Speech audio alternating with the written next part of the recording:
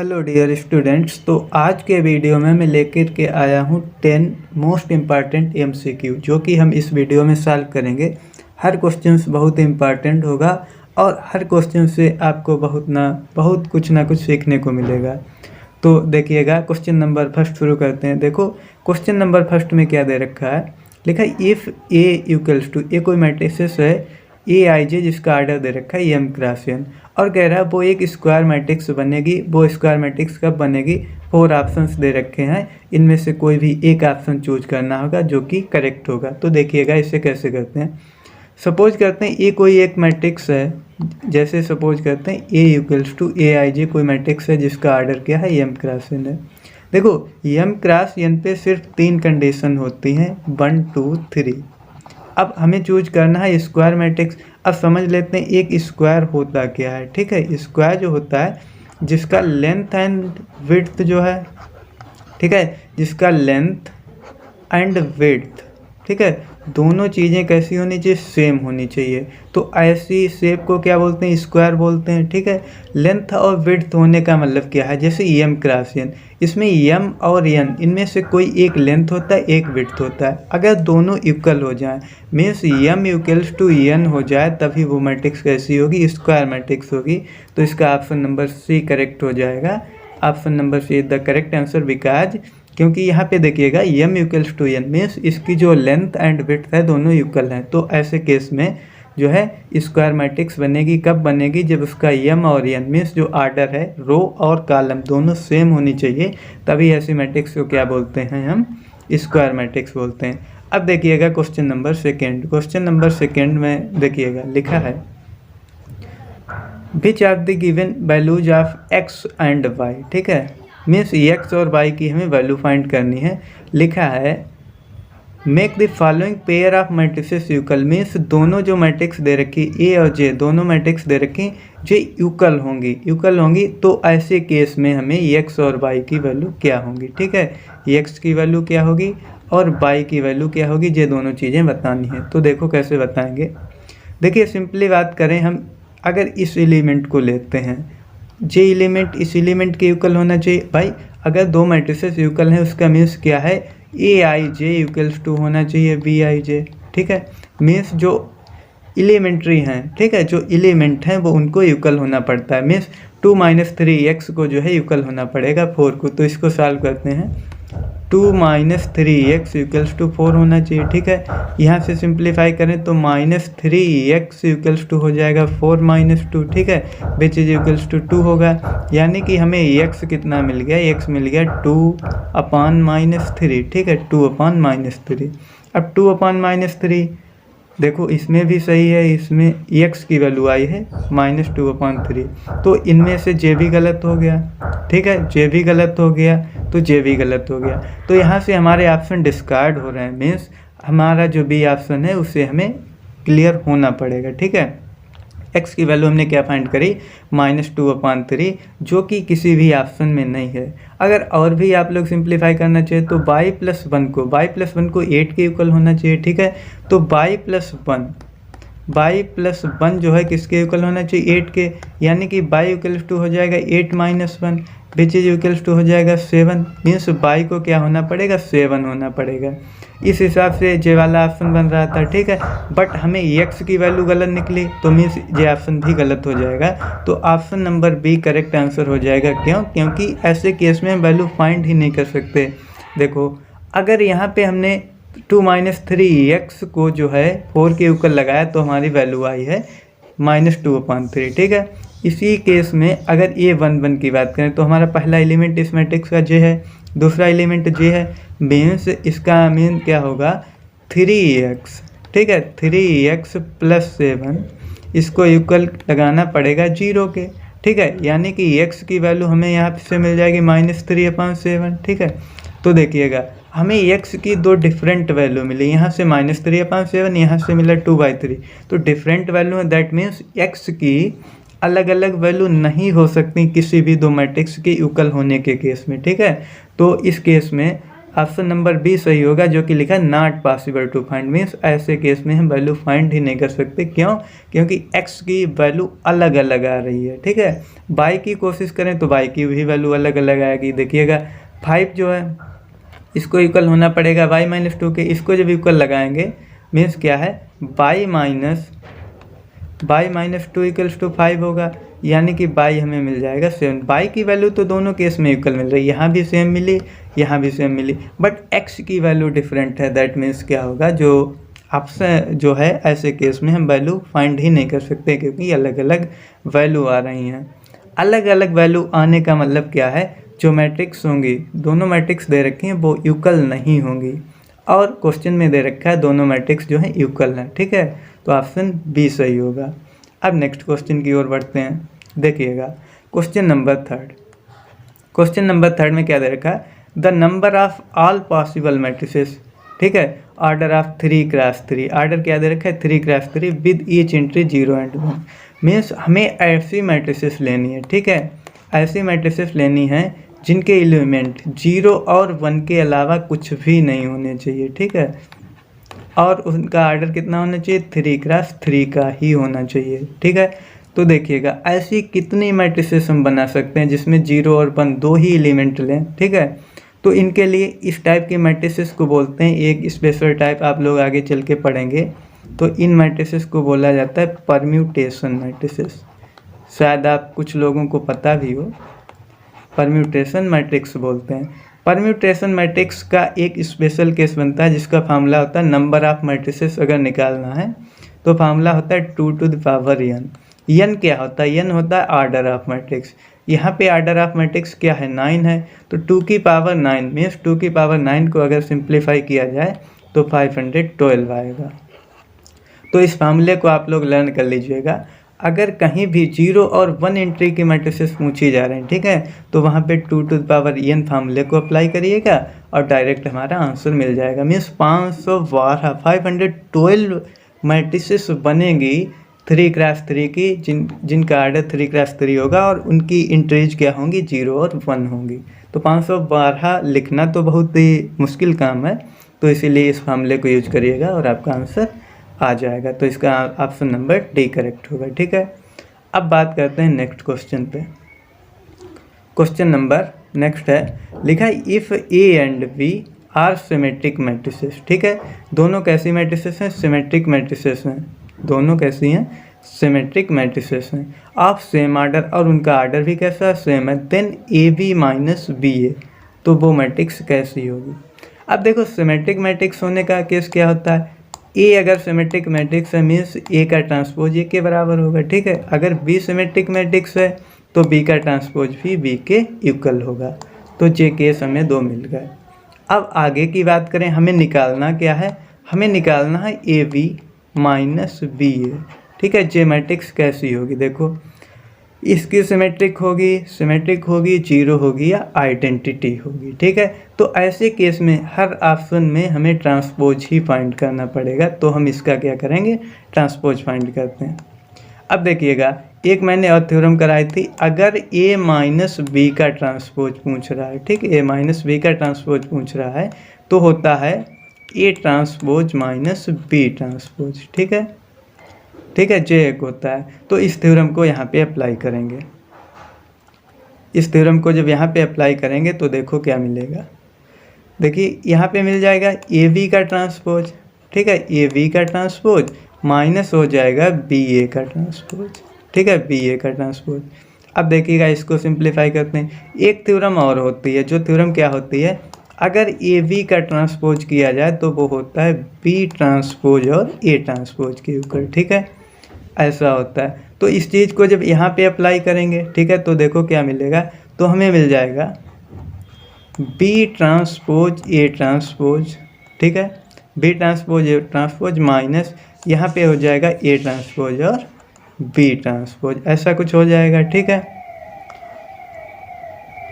अब देखिएगा आगे यहाँ पे ऐसा मिल जाएगा। और अभी हमने फर्स्ट केस में क्या लिखा है, बी ट्रांसपोज जो है बी के इक्वल है और ए ट्रांसपोज किसके इक्वल है, ए के इक्वल है।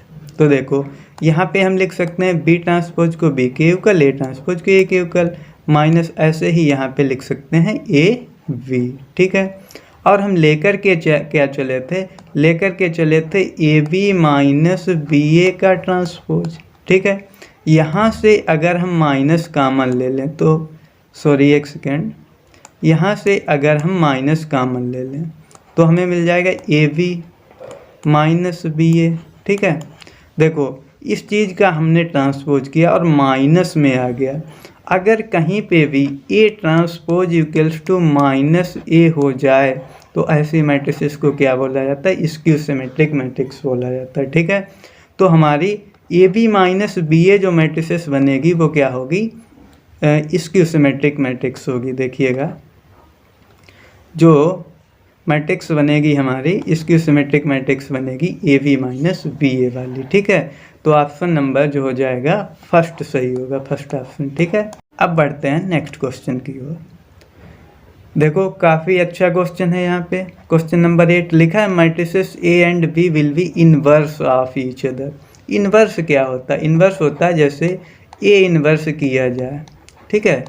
ए इनवर्स इस टाइप से कह रहा है A and B will be the inverse of each other, means अगर ए का इन्वर्स किया जाए वो हमें बी मिलेगा और बी का इन्वर्स किया जाए ए मिलेगा। ईच अदर क्या मीन्स एक दूसरे का जो है ए और बी मैट्रिसेस जो हैं इन्वर्स हैं। तो ऐसे केस में कौन सी मैट्रिक्स बनेगी, ठीक है।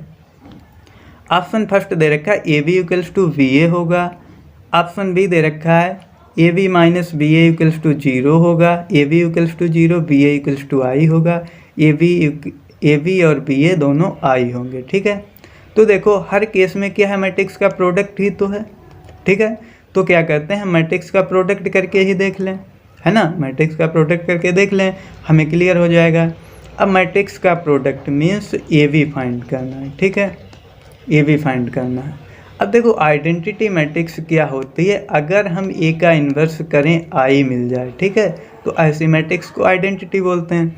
तो अगर हम समझिएगा, हम क्या कर रहे हैं, दोनों का इन्वर्स ले रहे हैं, दोनों का इन्वर्स ले लिया, ठीक है।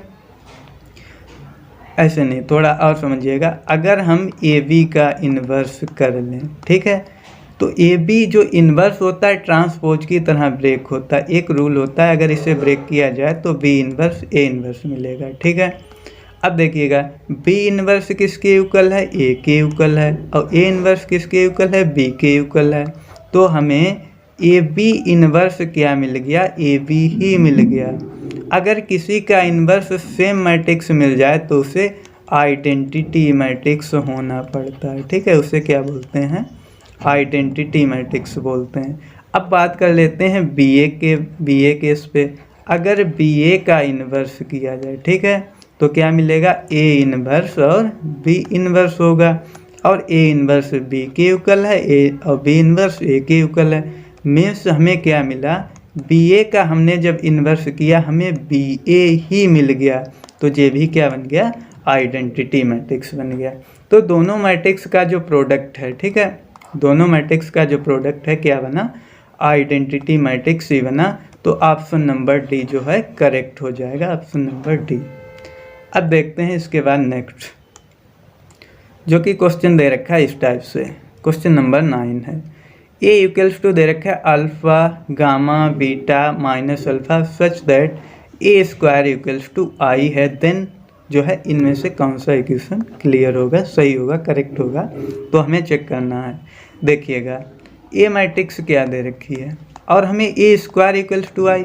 ए स्क्वायर को क्या लिखा जा सकता है, ए स्क्वायर को ए इंटू ए और ए मैट्रिक्स दे रखी है, ठीक है। दोनों मैट्रिक्स का प्रोडक्ट करना है। यहाँ पे है अल्फ़ा, फिर है बीटा, फिर है गामा और फिर है माइनस अल्फ़ा, ठीक है। इसका प्रोडक्ट इसी से कराना है।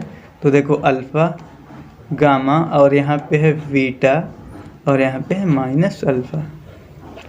दोनों मैट्रिक्स का क्या करते हैं, प्रोडक्ट कर देते हैं। देखो क्या मिलेगा। अब देखिएगा अल्फ़ा का प्रोडक्ट अल्फ़ा से होगा, ठीक है, अल्फ़ा का अल्फ़ा से, तो अल्फ़ा स्क्वायर बन जाएगा, ठीक है। फिर होता है प्लस, फिर बीटा और गामा का तो मिल जाएगा बीटा गामा, ठीक है।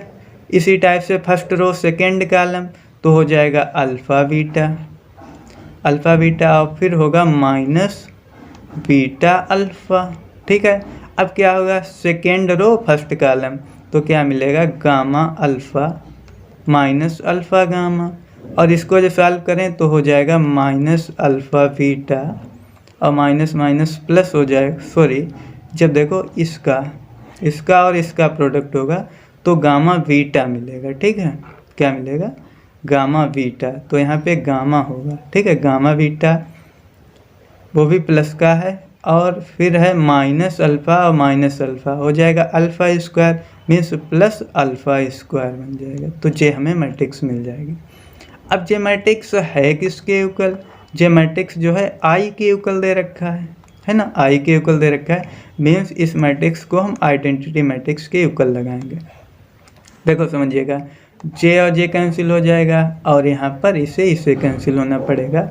यहाँ पे क्या मिल गया, alpha square plus beta gamma, यहाँ पे जीरो, यहाँ भी जीरो, यहाँ पे क्या आया है, gamma beta plus alpha square, और इक्वल्स टू क्या, आइडेंटिटी मैट्रिक्स, आइडेंटिटी क्या होती है 1 0 0 1।